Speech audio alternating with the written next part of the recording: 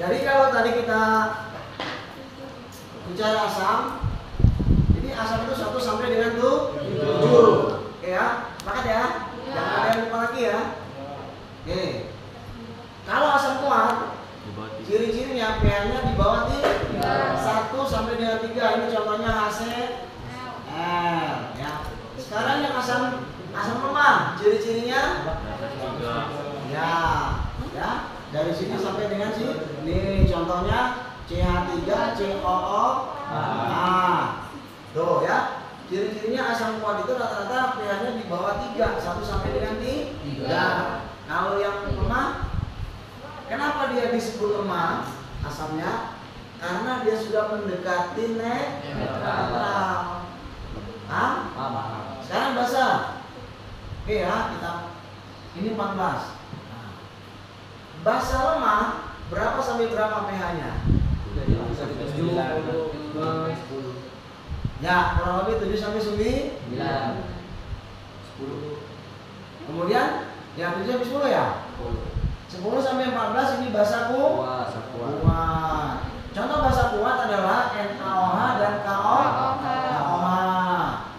Ya, ini basa lemah, ini ada BaOH 2 kali dengan NaOH 2 kali.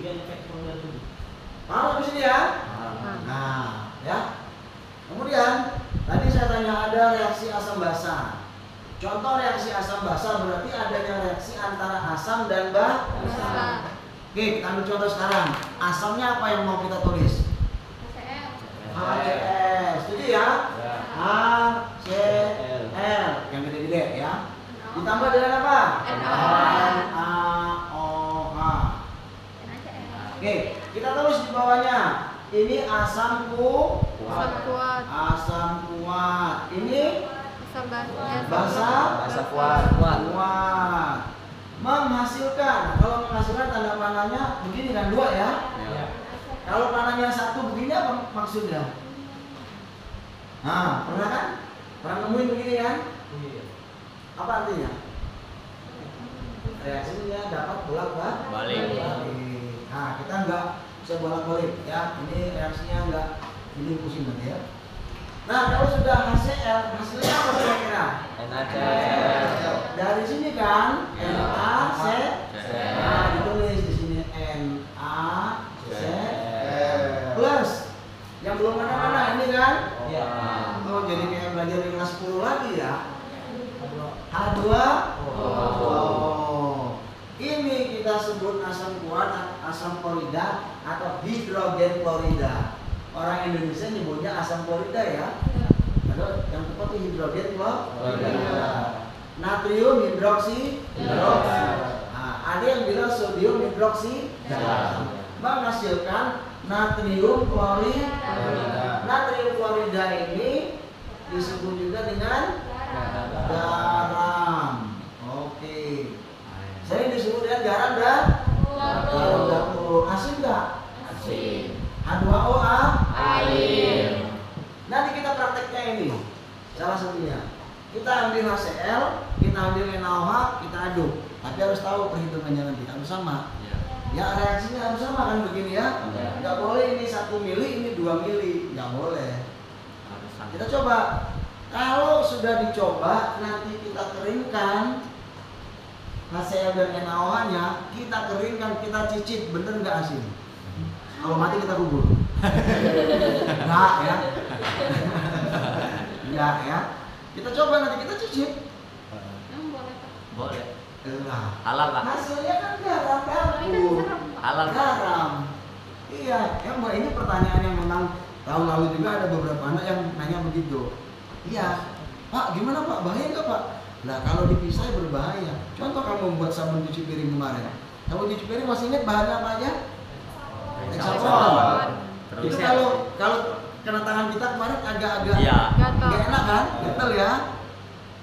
Terus agak ada melepuh-melepuh dikit kulit kita kan ya. Kayak ada yang kasar-kasar apa yang kulit-kulit yang pelupas dikit kan. Terus pakai apa lagi? LABS. Ya atau ABS ya. Panas kan di tangan? Terus pakai apa lagi? Ada KOH. Kalau kena tangan gatel kan? Pakai apa lagi? Itu yang paling utama, yang paling keras ya, 3 itu ya. Baru dikasih air, pewangi, pewarna, pengharum gitu. Aduk. Nah, setelah jadi sabun cuci piringnya di tangan enak nggak? Gatel nggak? Udah nggak lagi. Ya perpaduan antara yang zat-zat kimia yang tadi berbahaya setelah menjadi satu, jadi baik. menjadi sesuatu yang baru, menjadi yang baik. Itulah Indonesia. Indonesia ini berbagai macam suku bangsa, bahasa, adat, Jawa, Sunda, Batak dan lain sebagainya bersatu menjadi satu. Ada yang lembut, ada yang keras. Begitu kita ke Sumatera Utara, ke tempat teman kita si Poltak, ya apa kabar ya? Kamu datang? Nah, padahal dia tuh kalau ke Sunda, apa kabar? Baru datang ya.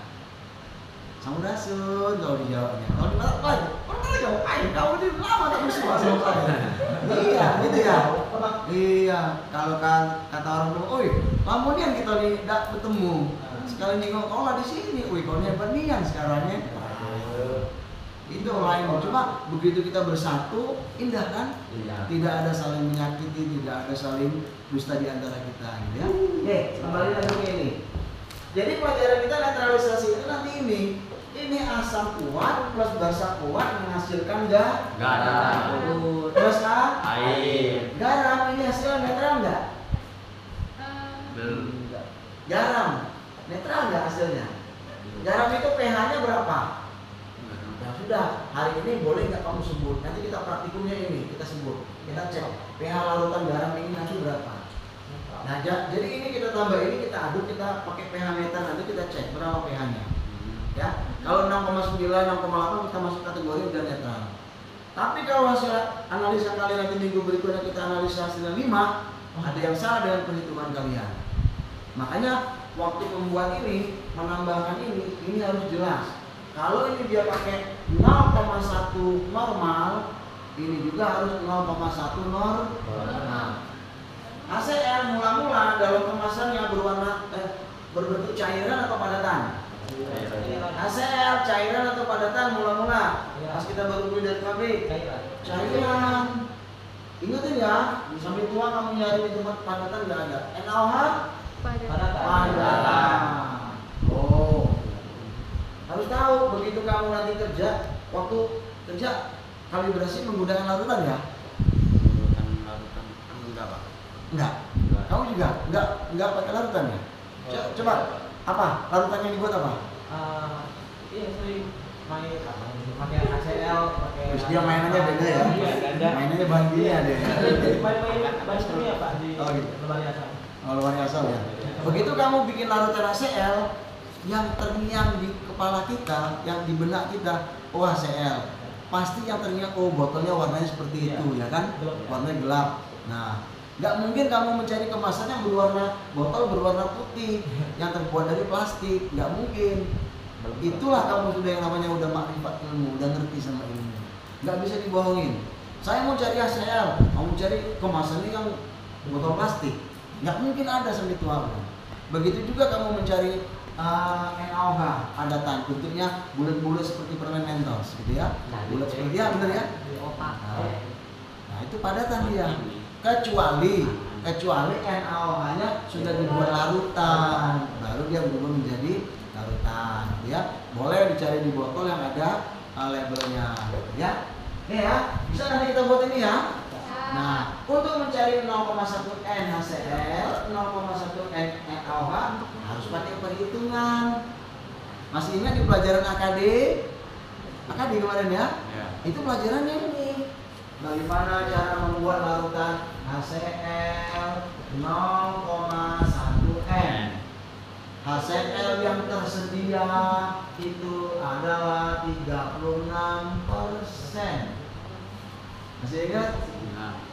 Bagaimana mengkonversikan normal menjadi persen menjadi normal? Sehingga ketemu HCl yang 36% ini ternyata dalam perhitungannya 11,82 N. Ya, benar ya? Pernah ada yang buat HCl atau kan di tempat praktek mana? Nah, kalau sudah ketemu HCl-nya 11,82 N ini, baru kita pakai rumus pengenceran. Apa rumus pengenceran? C1 dikali V1 sama dengan C C2 Lipin 2. Nah, normalitas pertama, konsentrasi pertama 11,82 N. Volume pertama V belum tahu berapa. Konsentrasi 2 0,1. B2 misalnya disuruh dia 100 mili atau 1000 mili 1 liter ya. Nah, V1 sama dengan 0,1 kali 1000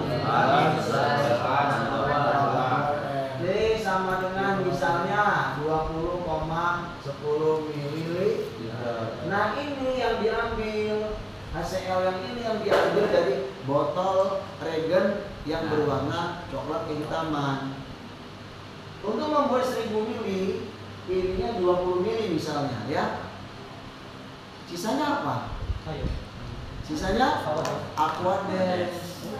Berarti di aquades air sirup tadi, air regen ya. Nah, ambil 20 mili, sisanya berarti 1000 dikurang 20 mili, itulah aquadesnya. Nah, untuk membuat larutan HCl kita menggunakan alat apa namanya? Labu ukur, bukan labu lidi. Labu lidi nanti di destilasi ekstraksi yang dipakai. Ya, udah dimasukin baru nih macam-macam sebanyak 12 kan? Nah, jangan begini-begini ya. Nah, gini paling enggak ya. Kalau yang besar ya begini kita pegang gitu ya. Pernah berlarutan ya? Yang 1 liter ya. Alhamdulillah. Oke. Ada pertanyaan sampai sini? Ada pertanyaan ya? Any question please? Es krim baru 1 yang dapat. Saya biasanya 3 paling enggak. Iya, oke. Kalau nggak ada, kita lanjutkan dengan materinya yang netralisasi ya. Oke.